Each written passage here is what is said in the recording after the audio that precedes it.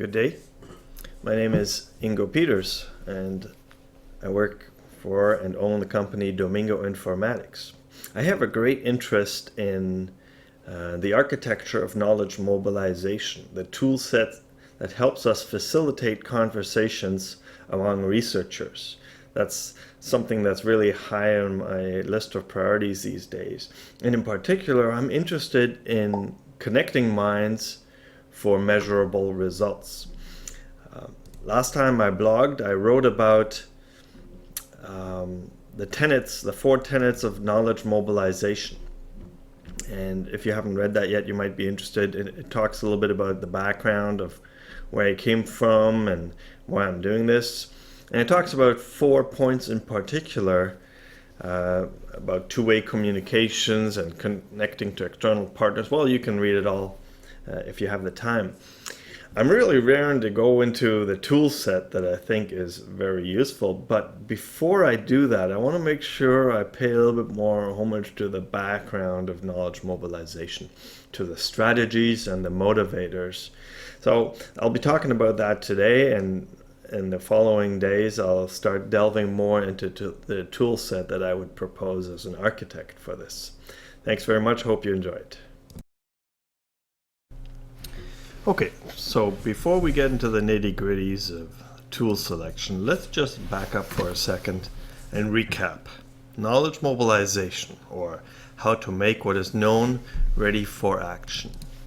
Well, what are the important principles or the definition of knowledge mobilization? Well, I think it refers to having a bunch of rights.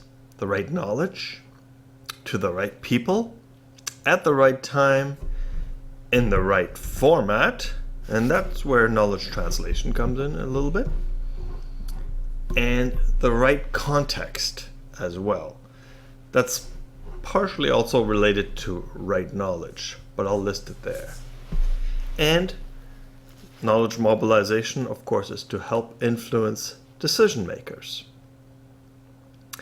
As a value chain, we see the bottom of the triangle being data, or raw information, description, stories, if you will. In the middle of it, we start to add meaning to that data, or we can interpret things in a certain way through analysis. At the very peak of the knowledge mobilization pyramid, and what we hope to gain from this is the ability to make decisions, to act on information and on knowledge, and to gain new insights. So that's KMB as a value chain. From a strategy perspective, the major components can usually be divided into what, who, why, how, when, and I suppose how much as well. The how much is how many resources you have at your disposal, what kind of budget. The when refers to timelines that you have to do this in. The how is really the part that I, as a knowledge mobilization architect, am most interested in, because it has to do with what kind of activities we need to employ, what kind of tactics we need to use to get to the goal, and perhaps most importantly, for me anyways, what kind of tools we will use to facilitate the process.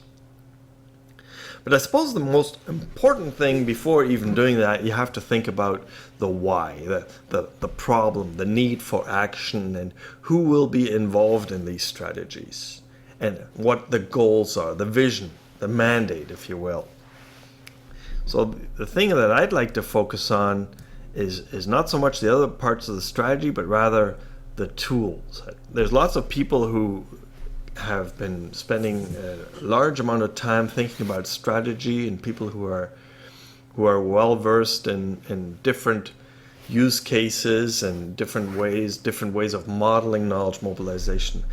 But from my point of view, what I've seen about the tool set usually focuses around the use of Twitter or blogs, and there's courses on how to describe those. So while those are worthwhile endeavors, that's not the whole story. I think there is still a need to have a traditional type of content management system at the back of all this to ensure that, well, let's face it, one is you want to make sure that you've got your information in one place, because oftentimes that's the only way you can consistently search and categorize your information. To make sure that it gets to the right people, you need to have a way of talking a common language. More often than not, that means you need to have content in one place. But at the same time, it's a fusion of that and of social media, which allows us to form networks with external parties. That is one thing that we might have been lacking in the past.